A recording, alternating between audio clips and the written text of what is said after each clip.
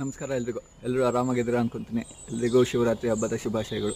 ನಾನು ನಿನ್ನೆ ನಿಮಗೆ ನನ್ನ ಲೆಮನ್ ಪ್ಲ್ಯಾಂಟಲ್ಲಿರೋ ಒಂದು ಬಗ್ಗೆ ತೋರಿಸಿದ್ದೆ.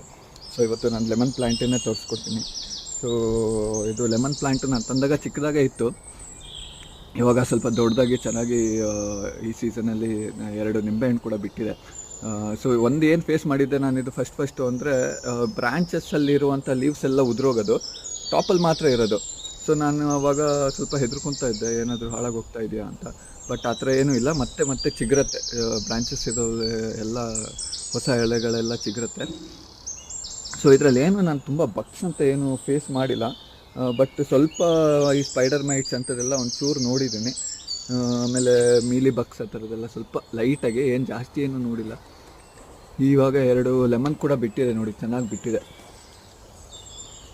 ಸೊ ಇದಕ್ಕೆ ನಾರ್ಮಲಾಗಿ ನಾನು ಕಂಪೋಸ್ಟು ಅದು ಇದು ಹಾಕ್ತಾಯಿರ್ತೀನಿ, ನೀರು ಎಲ್ಲ, ಏನೂ ತೊಂದರೆ